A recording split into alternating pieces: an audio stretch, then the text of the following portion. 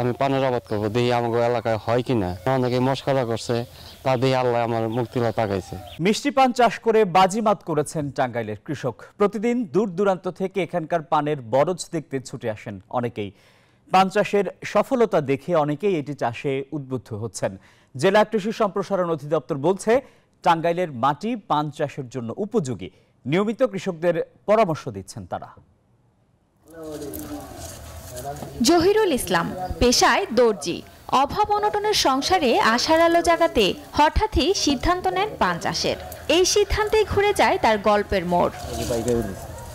এক বন্ধুর পরামর্শে প্রথমে রাজশাহীর 5000 মিষ্টি জাতের পানের চারা কিনে বাড়ির পাশে 25% জমিতে পরীক্ষামূলকভাবে রোপণ করেন।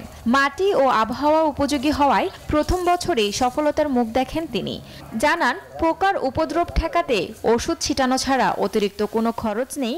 Double million offer Walton fridge কিনে পেতে পারেন 20 লক্ষ টাকা, রয়েছে কোটি কোটি টাকার নিশ্চিত উপহার। চাষে অনেকে সবজি আবাদ করে, তরকারি আবাদ করে, এগুলা পরিকল্পনা আমার চিন্তাধারা হইলো আমি পানের আবাদ করবো, দেখি আমাকে এলাকায় হয় কিনা। অনেকে মস্করা করছে, তা দিয়ে আল্লাহ আমার মুক্তিলা তাকাইছে।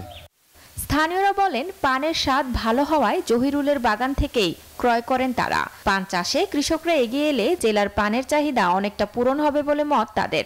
শিকার জন্য আমরা সবাই দিকে এসেছি, আসার পর আমরা সাথে সাথে একটু কাজ করি বা দেখি।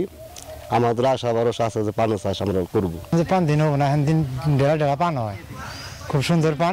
জেলা কৃষি সম্প্রসারণ অধিদপ্তর বলছে, চলতি বছরে জেলায় 56 একর জমিতে পানের আবাদ হয়েছে। চাষিদের নানাভাবে পরামর্শ দেওয়ার পাশাপাশি প্রদর্শনীর মাধ্যমে নতুন কৃষকদের পান চাষে উদ্বুদ্ধ করছে তারা। তো এটা একটা আশানুরূপ ফলন।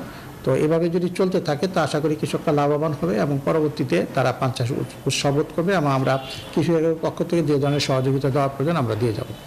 চলতি বছরে জেলায় 56 একর জমিতে পানের বরজ করা হয়েছে। জেলায় বর্তমানে ভেড়ামারা ও এলসি জাতের পান চাষ হচ্ছে। Desk report, news 24।